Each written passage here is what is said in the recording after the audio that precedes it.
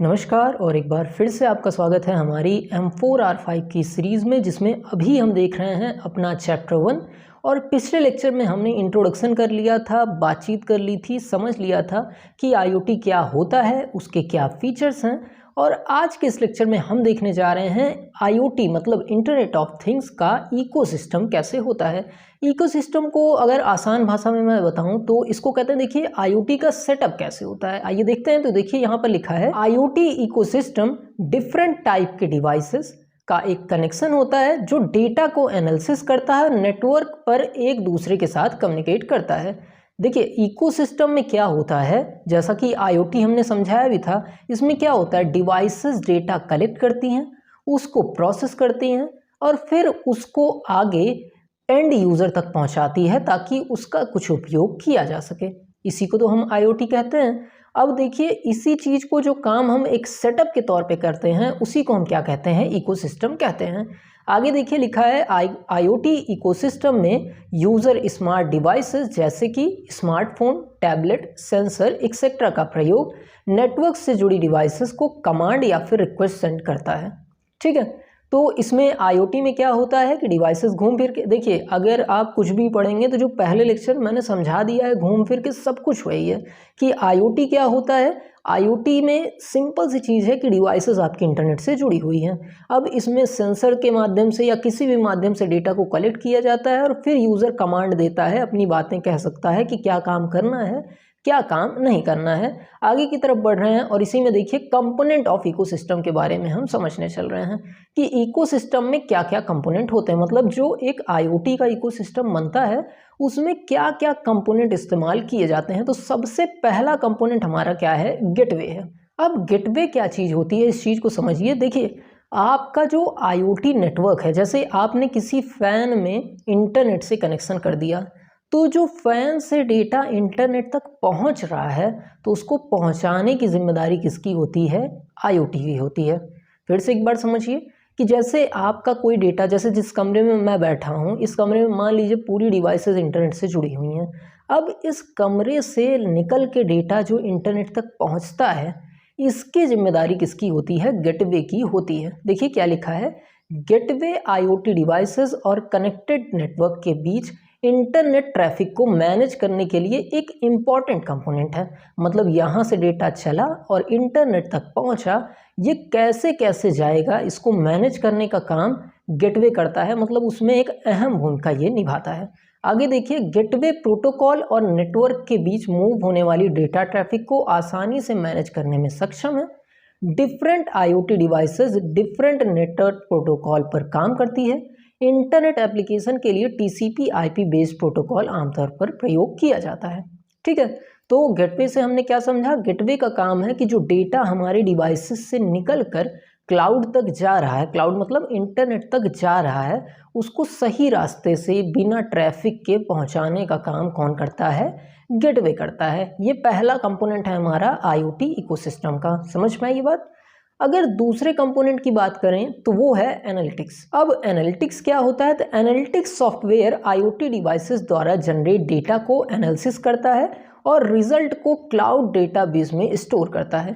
अब यहाँ से डेटा चला गेटवे के द्वारा इंटरनेट पे पहुँच गया। अब डेटा पहुँच के करेगा क्या, डेटा पहुँचेगा तो उसको एनालिसिस किया जाएगा ताकि उससे ज़रूरी चीज़ें बाहर निकाली जा सकें। समझ में आई ये बात कि कोई डेटा आपके पास आ रहा है तो उससे आप ज़रूरी डेटा नहीं निकालेंगे तो उस डेटा का मतलब ही क्या है कि मान लीजिए 1000 लोग का डेटा आपके पास आ गया। ठीक है, अब उसका काम, दूसरा फेज़ क्या होता है, उसको एनालिसिस करना, कि मतलब उसको ज़रूरी इंफॉर्मेशन में कलेक्ट कर देना। ठीक है, तो ये हमारा फेज़ क्या कहलाता है, एनालिटिक्स कहलाता है। ठीक है, देखिए यहाँ पर लिखा भी है, आगे देखिए, एनालिटिक्स का उपयोग विभिन्न प्रकार के मामलों के लिए किया जाता है। बड़ी कंपनीज बल्क में डेटा कलेक्ट करती हैं और भविष्य में अवसर देखने के लिए इसको एनालिसिस करती हैं ताकि वे आसानी से अधिक व्यापार उन्नत कर सकें और कुछ हासिल कर सकें। अब सर ये डेटा को एनालिसिस करने से फ़ायदा क्या होता है, देखिए समझिए इस चीज़ को। आज के समय में डेटा ही सब कुछ है। जैसे कोई मैं कोचिंग चला रहा हूँ, अब मुझे अगर डेटा मिल जाए कि 12th पास बच्चे कौन कौन हैं, उनका फ़ोन नंबर क्या है, तो मैं आसानी से अपनी कोचिंग की स्ट्रेंथ बढ़ा सकता हूँ। तो यही डेटा बड़ी बड़ी कंपनीज लेती हैं कि जैसे आप फेसबुक पे सर्च कर रहे हैं या आपने फ्लिपकार्ट पे मान लीजिए जूता सर्च किया, तो अब जूते की कंपनी को आपका डेटा अगर मिल जाए कि आप जूता ढूंढ रहे हो तो उनको जूता बेचने में आसानी होगी। इसी तरीके से डेटा को एनालिसिस किया जाता है और इसी तरीके से कंपनीज इस्तेमाल करती हैं। इसीलिए देखिए लिखा हुआ है कि भविष्य में व्यापार करने के लिए कंपनी इसका इस्तेमाल करती है। तो इसको हमने क्या कहा, इसको हमने कहा एनालिटिक्स। ठीक है, आगे बढ़ रहे हैं और तीसरे पॉइंट की तरफ, क्लाउड। अब मैंने पहले भी बताया था क्लाउड का सिंपल सा मतलब इंटरनेट ही है। अब देखिए इंडस्ट्री ग्रेड आईओटी समाधानों को बड़े पैमाने पर रॉ और प्रोसेस डेटा को मैनेज और मैनिपुलेट करने की आवश्यकता होती है। आमतौर पर क्लाउड बेस्ड आर्किटेक्चर का उपयोग व्यावसायिक आवश्यकताओं पर के आधार पर उद्देश्य की पूर्ति के लिए किया जाता है। आईओटी क्लाउड इकोसिस्टम की मदद से कंपनी डिवाइसेस और एप्लीकेशंस से बल्क डेटा कलेक्ट करने में सक्षम है। अब जब आपका कोई डेटा आता है, यही चीज़ यहाँ पर समझाई गई है, उसको कलेक्ट करने का काम क्या करता है, क्लाउड करता है। ठीक है, आसान सी चीज़ है। इसके बाद चौथे पे आता है यूज़र इंटरफेस। मतलब सब हो गया, आपका डेटा आ गया, डेटा प्रोसेस हो गया, ज़रूरी जानकारी में बदल गया। अब यूज़र को किस तरीके से दिखाया जाना है, किस तरीके से यूज़र उसका इस्तेमाल कर सकता है, यही चीज़ हमारा क्या होता है, यूज़र इंटरफेस होता है। देखिए क्या लिखा है, यह एक विजिबल और फिजिकल हिस्सा प्रोवाइड करता है जिसे यूज़र द्वारा आसानी से एक्सेस किया जा सकता है। मतलब अगर आप यूज़र हैं तो आपको ये दिखेगा भी और इसका आप आसानी से इस्तेमाल कर सकते हैं। डेवलपर के लिए यूज़र के अनुकूल इंटरफेस बनाना इम्पॉर्टेंट है। मतलब अगर आप बना रहे हैं कोई इंटरफेस तो आपको ऐसा इंटरफेस बनाना चाहिए कि कोई यूज़र जो कम पढ़ा लिखा है, जो कम समझदार है या टेक्नोलॉजी को उतना नहीं जानता, वो भी इस चीज़ को इस्तेमाल कर ले। क्योंकि अगर वो समझ नहीं पाएगा तो अधिकतर लोग आपके एप्लीकेशन को, आपके काम को यूज़ नहीं कर पाएंगे। आगे बढ़ते हैं, जिससे बिना अतिरिक्त प्रयास के एक्सेस किया जा सके, वही बात है, और आसान बातचीत में मदद कर सकता है। ये चीज़ समझ में आई। तो यूज़र इंटरफेस क्या है, यूज़र इंटरफेस मतलब है कि इससे यूज़र काम करता है और इसको ऐसा बनाना चाहिए कि आसानी से हर आदमी इस चीज़ को समझ ले। इसके बाद देखिए डैशबोर्ड क्या होता है। तो देखिए डैशबोर्ड यूज़र के लिए आईओटी इकोसिस्टम के बारे में इंफॉर्मेशन डिस्प्ले करता है।